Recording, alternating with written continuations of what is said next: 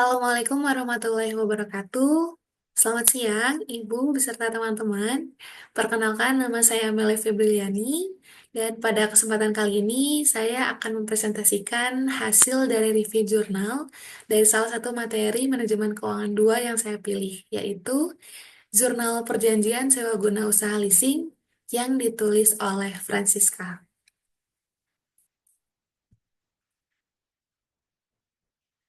Baik, sebelum memulai, saya akan memberikan overview untuk presentasi pada kali ini.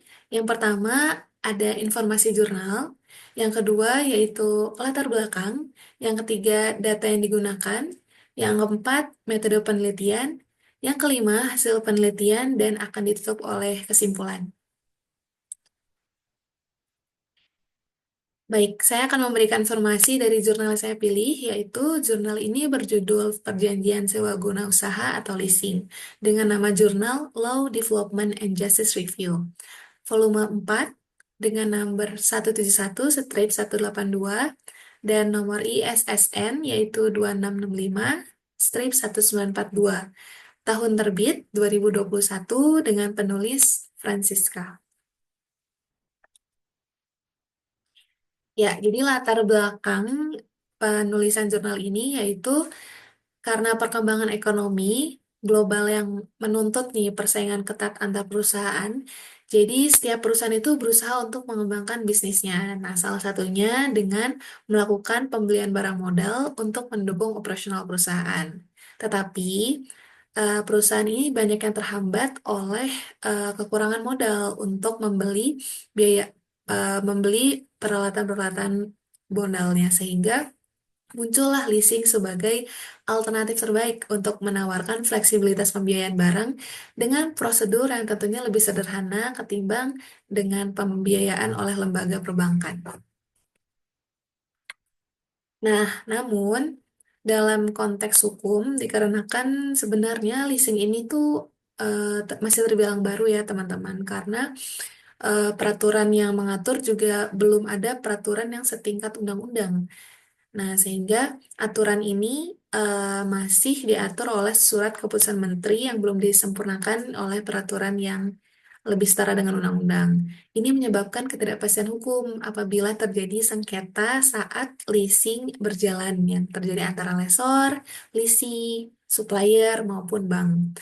Nah, kontrak cenderung sepihak mengutamakan kepentingan lessor sehingga perlu penguatan kerangka hukum untuk menjamin keadilan dan kepastian hukum bagi semua pihak. Baik, kita masuk ke bagian ketiga, yaitu data yang digunakan.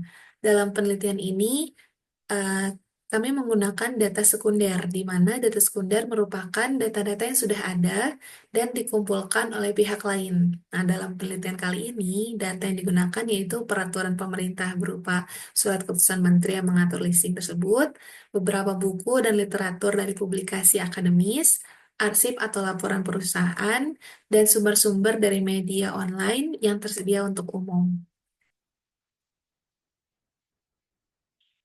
Ya, metode penelitian digunakan yaitu metode pendekatan yuridis informatif. Metode ini dilakukan dengan mengkaji norma-norma hukum atau peraturan perundang-undangan. Nah, biasanya yang dikaji itu asas-asas hukum, sistematik hukum, taraf sinkronisasi vertikal maupun horizontal, perbandingan hukum, hingga sejarah hukum.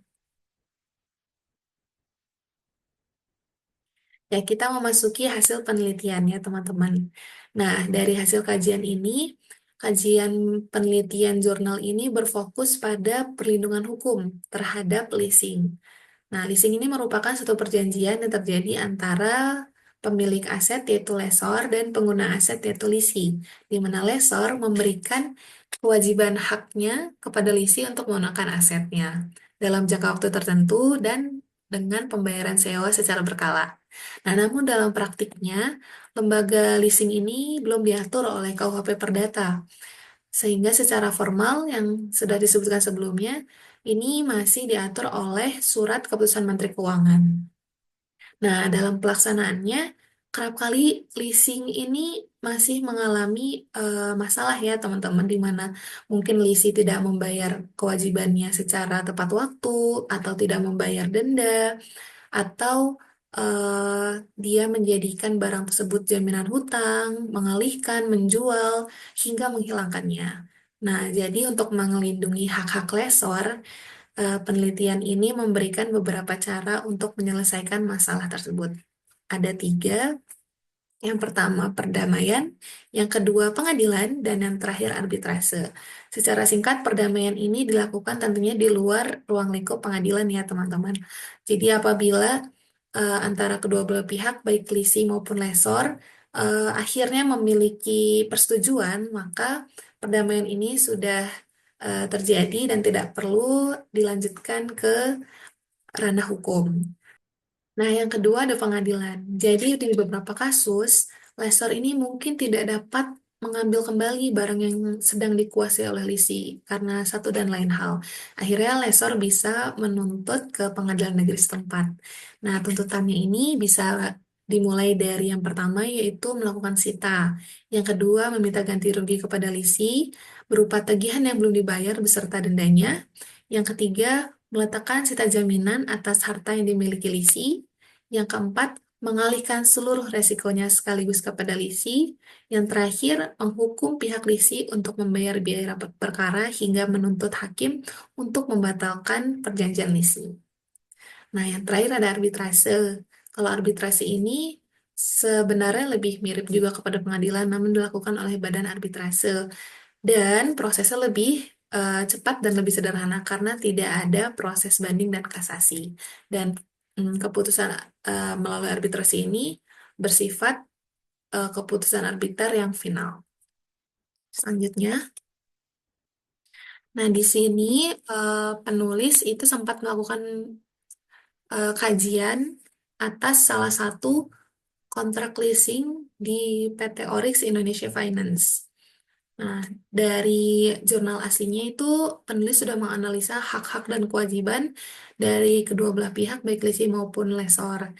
Nah, setelah menelaah isi perjanjian antara kedua pihak di kontrak leasing ini, penulis merasa lessee ini memiliki posisi yang lebih lemah karena dari sudut pandang penulis, terlalu banyak kewajiban yang harus ditanggung oleh lessee. Nah, setelah saya menganalisis juga, kewajiban yang ditanggung lesor itu sebanyak dua kewajiban. Nah, sedangkan kewajiban yang ditanggung lisi ada 19 kewajiban. Nah, jadi cukup sangat dirugikan oleh pihak lisi dalam kontrak leasing ini. Dan selain itu dalam perjanjian ini juga Lisi merasa dirugikan karena yang pertama tempat penyelesaian sengketa berada di wilayah kantor cabang LIS berada, sehingga akan mempersulit Lisi apabila lesor memutuskan leasing secara sepihak. Yang kedua, lesor juga memiliki wewenang yang sangat besar untuk mencabut secara sepihak ketika mungkin Lisi tidak melakukan pembayaran tepat waktu. Nah, maka dari itu perlu dilakukannya intervensi maupun campur tangan dari pemerintah untuk sekali lagi menentukan substansi kontrak ataupun mengeluarkan peraturan yang setingkat undang-undang yang lebih kuat untuk fokus mengatur tentang leasing sehingga dapat melindungi pihak-pihak baik leasing maupun lessor dalam melakukan perjanjian. Ya, kita sudah sampai ke tahap terakhir yaitu kesimpulan dari review jurnal kali ini. Yang pertama, leasing merupakan suatu transaksi pembiayaan yang ditawarkan oleh lessor untuk menyewakan asetnya kepada lisi dengan persyaratan dan ketentuan yang telah disepakati. Namun, saat ini leasing belum diatur dalam peraturan yang setingkat dengan undang-undang, sehingga dirasa payung hukum perjanjian leasing ini belum cukup memadai. Penelitian merekomendasikan perlunya penguatan regulasi setingkat undang-undang, serta intervensi pemerintah diperlukan untuk menstandarisasi klausul kontrak, memastikan transparansi, dan mencegah praktik sepihak yang merugikan, sehingga ke depannya praktik leasing akan berjalan lebih transparansi dan lebih adil. Ya, terima kasih atas perhatiannya. Sekian presentasi dari review jurnal pada kali ini. Saya mohon maaf apabila terdapat kesalahan, baik sengaja maupun tidak sengaja. Saya akhiri. Wassalamualaikum warahmatullahi wabarakatuh.